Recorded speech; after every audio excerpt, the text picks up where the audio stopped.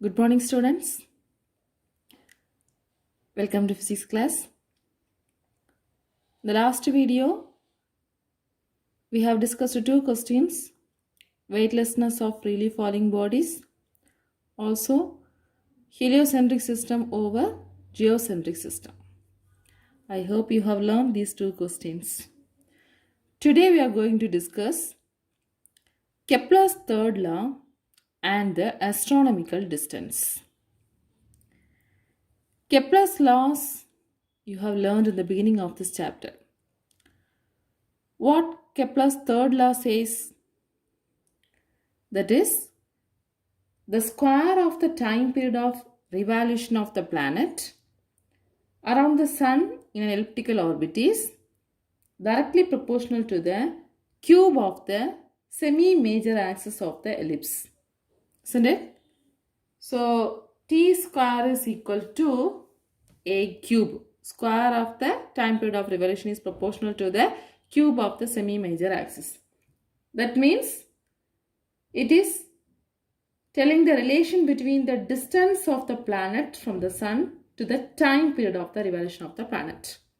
Distance and the time period of revolution relation explained. Okay?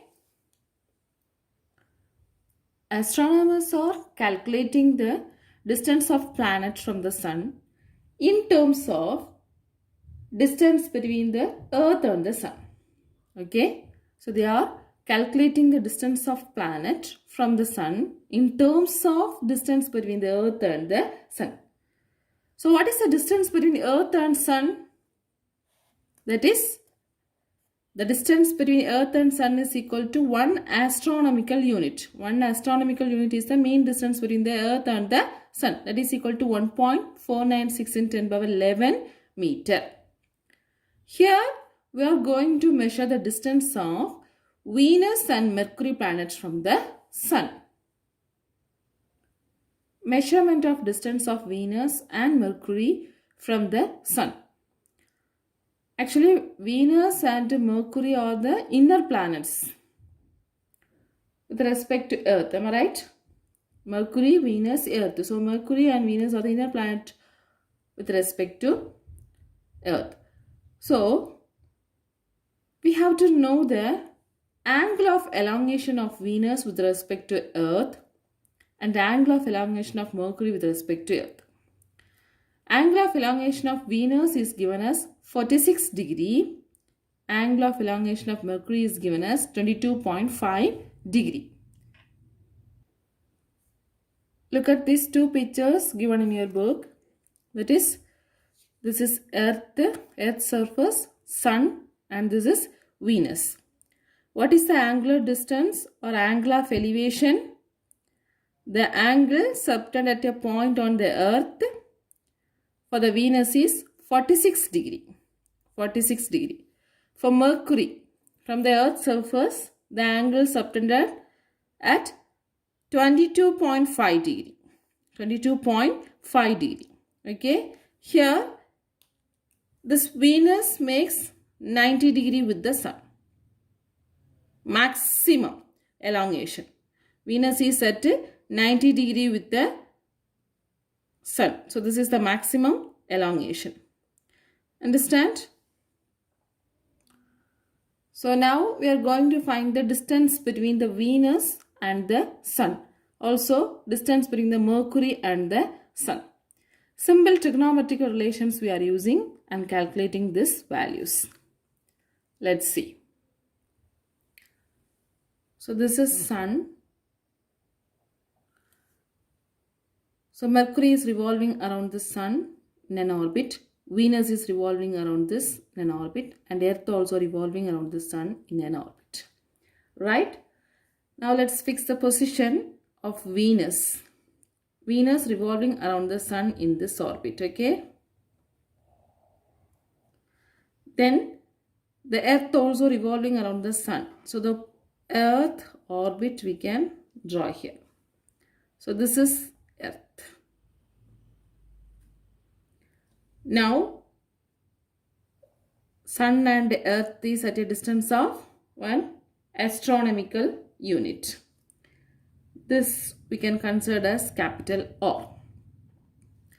And the angle of elevation, that is 46 degree for Venus. This is Venus planet. Okay. Now with this 46 degree, it makes the maximum elongation. That means it makes 90 degree with the sun. Now it's look like a triangle, isn't it?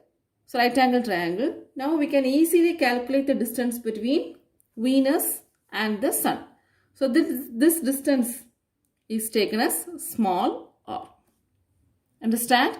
So sun, this is Venus revolving around the sun. This is the earth. From this earth, the Venus is subtended at an angle of 46 degree. And the distance between the sun and earth is taken as capital R. Distance between the Venus and the sun is taken as small r. So using this right angle triangle, we can write sine theta. What is the value of sine theta? Tell me. Sine theta is equal to opposite side by hypotenuse. This is actually theta. This is the opposite side. So opposite side is small r divided by hypotenuse is capital R. So we should calculate r. Small r is equal to what? R sine theta. So what is r? I said this is 1 astronomical unit into what is sine theta value? 46 degree. Clear? What is the value of sine 46?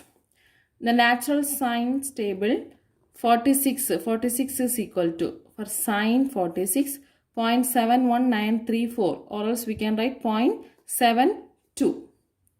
Okay. So sine 46 is equal to 0.72. So 1 AU into 0.72. So nothing but 0.72 AU. R is equal to 0.72 AU. What is this? This is the distance of Venus from the sun. Distance of Venus from the sun. So simple calculations we have calculated the distance of planets from the sun. Similarly, we can calculate the distance of Mercury from the sun. For Mercury, we have the angle of elevation is theta equal to 22.5 degree. This is sun and the Mercury planet is revolving around the sun. So this is Mercury and this is Earth orbit. So this is our distance and the angle of elevation is actually 22.5 degree. Okay. So this makes 90 degree with the sun. So the maximum elongation in this 22.5 degree. So the same, this is r, this is small r, the same calculation we will get. This is Mercury. So sine theta is equal to what? R by r. From this r is equal to r into sine theta. What is r? 1 astronomical unit. What is theta? 22.5 degree. So if you calculate the sine 22.5 degree, that value will be 0.38. So the answer is 0.38 astronomical unit. This is the distance of Mercury from the sun. Similarly, we can calculate the other planets' distance from the sun also. We can use, that is the exterior planets like Mars, Jupiter, these planets and all, we will use slightly different methods. Look at this table. A cube by T square for different planets. That is, according to Kepler's third law, the A cube by T square by A cube or A cube by T square is equal to constant. So planet A, that is, this is the distance of planets from the sun, semi-major axis of the orbit. Okay. Time period T and A cube by T square. So Mercury, Venus, Earth, Mars, Jupiter, Saturn, these semi-major axis orbit 0.38, 0.72, 1, etc.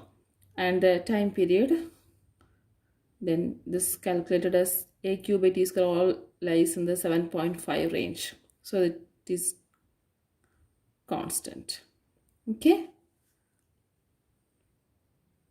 Let's move on to the next topic. Measurement of radius of Earth. The radius of the Earth is approximately 6,400 kilometer. Actually, it is 6,378 kilometer. This radius is measured by Eratosthenes. Eratosthenes. He is a Greek librarian. Okay. Greek librarian. Around 225 BC, he measured the radius of the Earth. Actually, he lived in Alexandria, which is in Egypt. From that place, he has measured the radius of the Earth. Let's see how he measured the radius of the Earth by the simple technique. He chosen two places. One is Alexandria, another one is Syene. The Syene is actually 500 miles away from this Alexandria. From these two places, he has measured the radius of the Earth. Let's see how it is. So this is Earth. Center of the Earth. Okay. Now here the sun rays are falling on the Earth. Now this is the place called Alexandria. Okay. So here the librarian Eratosthenes lived, and this is the place called Syene. So what he found is, from the sun during summer solstice, the rays are falling vertically on this place, so it casts no shadow. Okay, so summer solstice and winter solstice are there. Summer solstice in the sense, during that time the day is longer than the night for some areas. During winter solstice, the night is longer than daytime in some areas. So here during summer solstice at noon time, he found that the sun rays are falling vertically on this Syene place, so it casts no shadow. Okay, it casts no shadow. But at the same time, in the Alexandria, the same day, same time, he found that the sun rays made shadow here. Okay, so suppose if we place an object here, it casts a shadow in this area. Okay, at the same time, same place. This Alexandria is actually 500 miles away from this Syene. 500 miles away from the Syene. So if you place an object here, there is no shadow, but if you place an object here, it casts a small shadow. So by measuring this shadow, we can calculate the radius of the Earth. Actually, this is the radius or radius of the Earth. Okay, this is also radius of the Earth. Or we know that the Earth is revolving around the sun by means of an tilted angle 23.5 degree. The orbital plane of the Earth and the orbital plane of the sun is little bit tilted by means of 23.5 degree. So because of this, at this place the sun rays falls vertically and it casts no shadow, but here it casts a small shadow. By measuring this shadow length, we can calculate the angle. This angle we can calculate. If we calculate this angle, this is same. This and this are same. It was found to be 7.2 degree. 7.2 degree. How can we calculate this theta? There is a small calculation. So consider this as a triangle. Okay, triangle. So we can draw the triangle in this manner. This is the theta. Okay, and this is the height. Here they mentioned as pole. This is the pole. The object I said is a pole. So this is the pole height. And this is the shadow length. This is the shadow. So this is shadow, this is pole height, and this is theta. How can we calculate theta? Obviously, tan theta is equal to opposite side by adjacent side. So what is opposite side? Shadow. Shadow length is taken as L. Adjacent side is pole height, H. So if we know the shadow length and if we know the pole height, we can calculate the value of theta. That was found to be 7.2 degree. So if this is 7.2 degree, obviously this is also found to be 7.2 degree. I hope you have understood this concept. Now let's see calculate the radius of the earth. So this 7.2 degree is actually due to the curvature of the earth. Okay. So the angle 7.2 degree is equivalent to 1 by 8 radian. 1 by 8 radian. Okay, so theta equal to 1 by 8 radian. We know the conversion. 1 radian or 1 degree is equal to pi by 180 radian. So if you do this calculation, 7.2 will be equal to 1 by 8 radian. Now we can calculate the radius. First, this distance is considered as S. S, that means arc length. Arc length, the length of the arc between Sine and Alexandria. And this is R. Okay, this is S, this is R, and this is theta. So we can calculate the value of R. What is the formula? S is equal to R into theta, the angular displacement. The S formula, S is equal to R into theta, or theta is equal to S by R. Okay. So S value we know that 500 miles. 500 miles. So the radius of the earth R equal to what? S by theta. S is 500 miles divided by theta is 1 by 8. So now when we are calculating this, R will be equal to 4,000 miles. This 8 will go in the numerator. So 1 mile is approximately 1.6 kilometer, 1.609 kilometer. So 4,000 miles will be equated to 6,436 kilometer. 6,436 kilometer. Actually, this radius has a small error. The correct value of R is equal to 6,378 kilometer. This is the measured value by Eratosthenes, and this is the actual value of radius of the earth. I hope you have understood this measurement of radius of the earth. So it is an important question. A Greek librarian, Eratosthenes, lived in Alexandria, measured the radius of the earth. He chosen the Sine and Alexandria place, and he measured the radius of the earth by means of a small shadow. I hope you have understood this question. Similarly, the distance of moon from the earth also was measured by Greek astronomer Hipparchus in the 3rd century BC. Okay. Next, some interesting astronomical facts. First, lunar eclipse and measurement of shadow of earth. Lunar eclipse and measurement of shadow of earth. What is lunar eclipse? You all know that. Sun, earth and moon are lying in the same line. The earth blocks the sun rays to reach the moon. So earth does not allow the sun rays to reach the moon. That is the state lunar eclipse. So using that, we have to calculate the measurement of shadow of earth.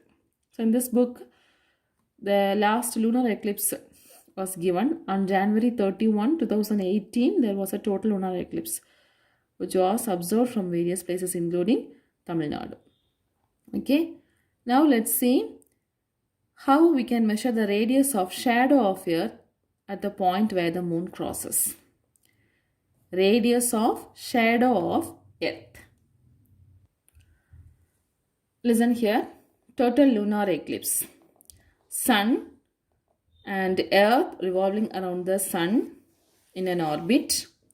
Then this is Moon. Moon is revolving around the Earth and also revolving around the Sun. Okay.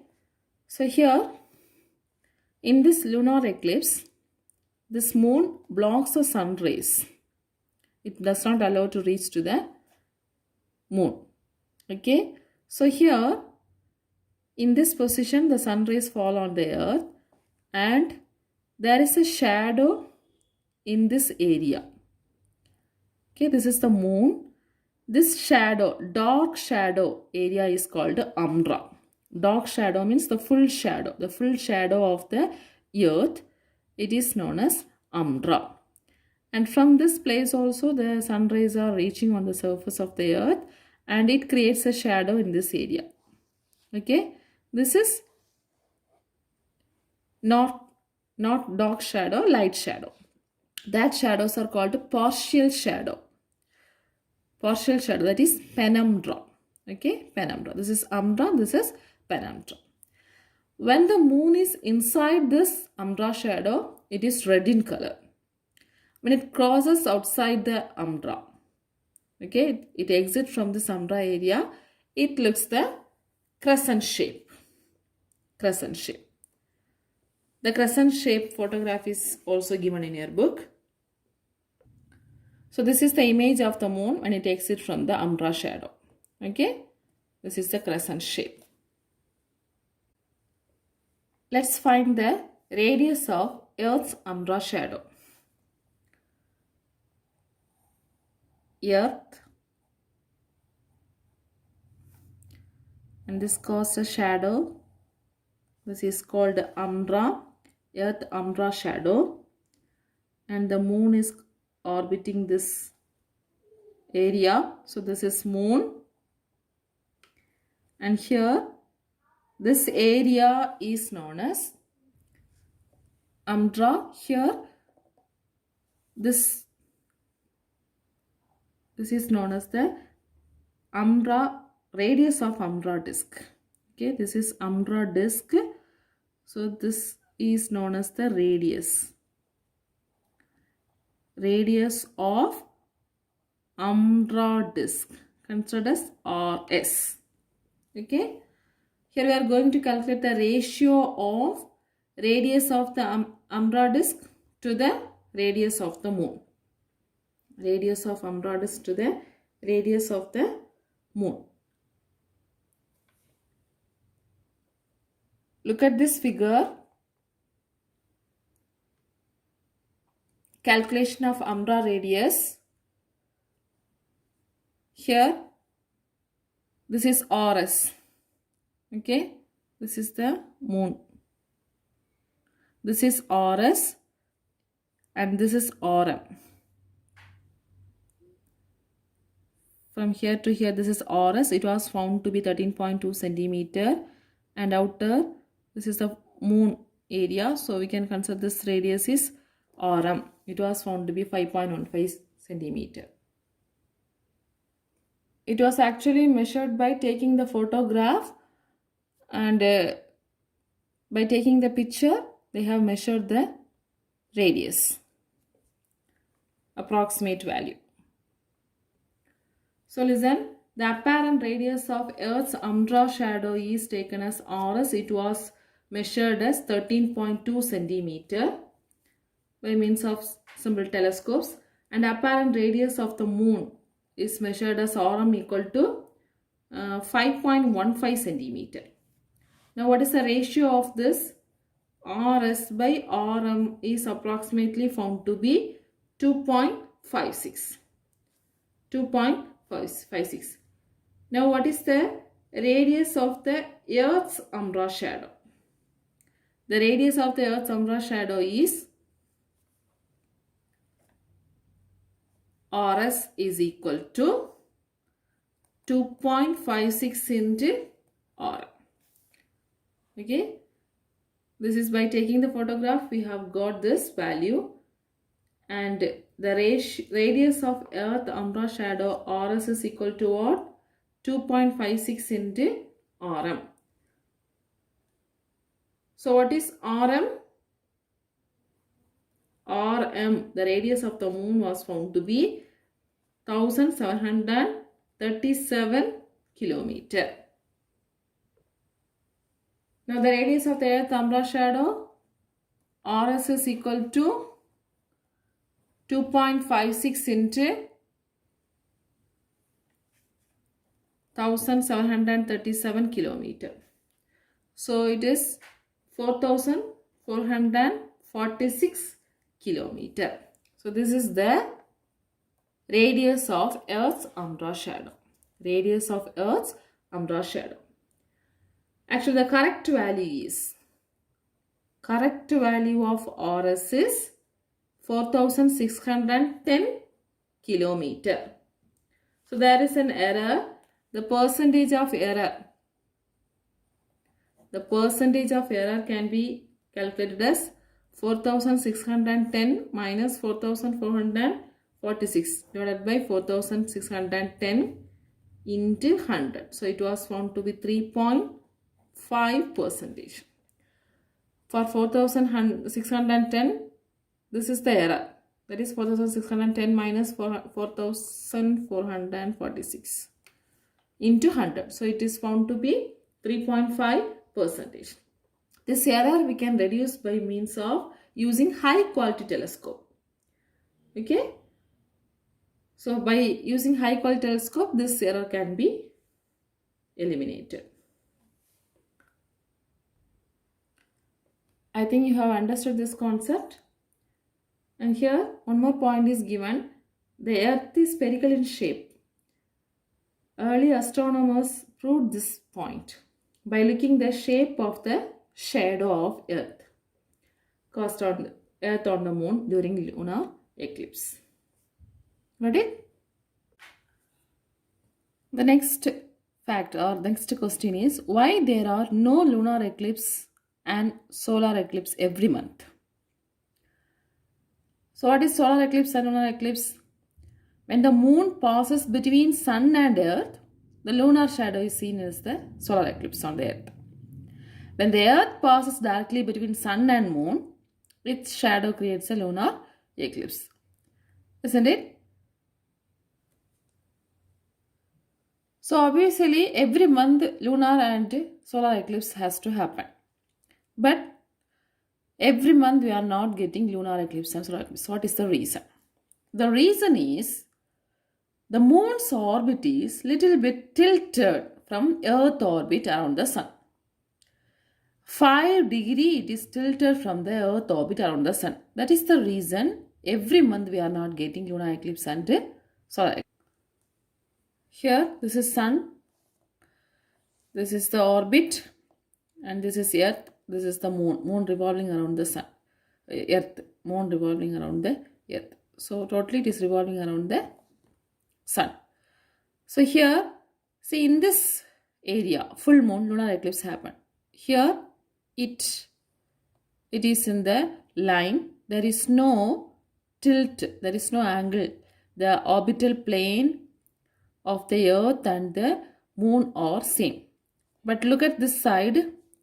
The orbital plane of the moon, that is little bit tilted, 5 degrees. 5 it is tilted. So here there is no eclipse. Full moon, there is no eclipse.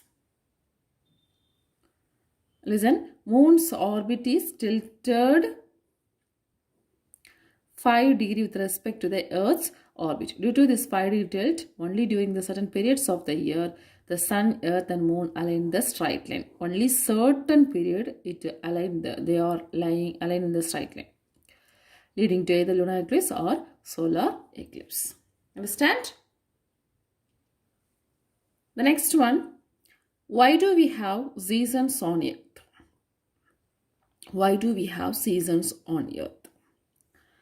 Here, the seasons in the earth arise due to the rotation of earth around the sun with a 23.5 degree tilt.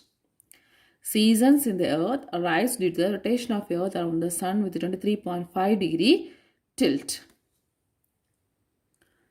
Look at this picture. Seasons on earth.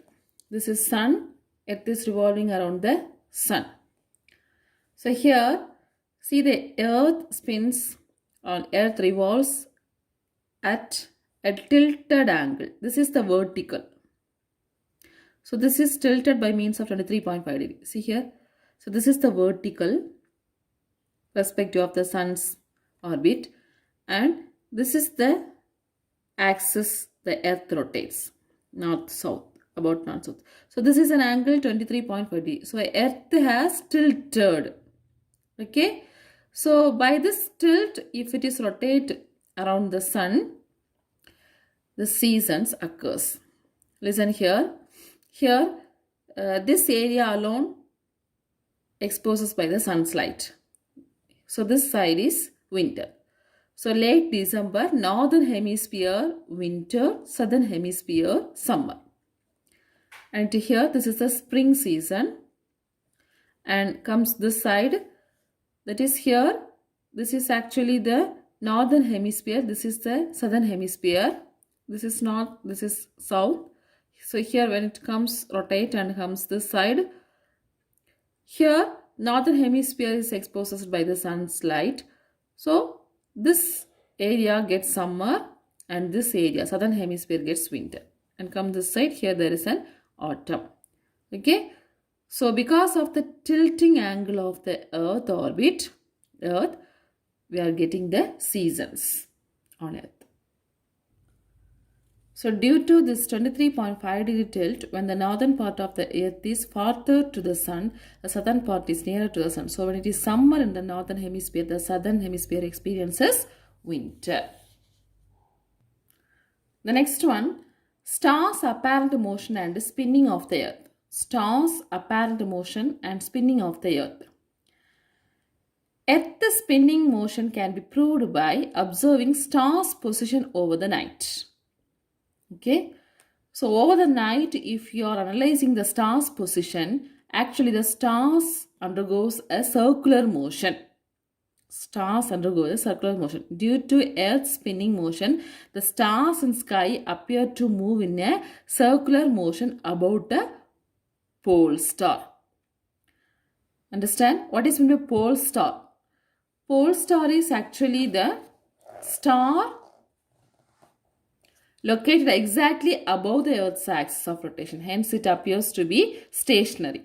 Star Polaris is our pole star. Pole star is a star located exactly above the Earth's axis of rotation.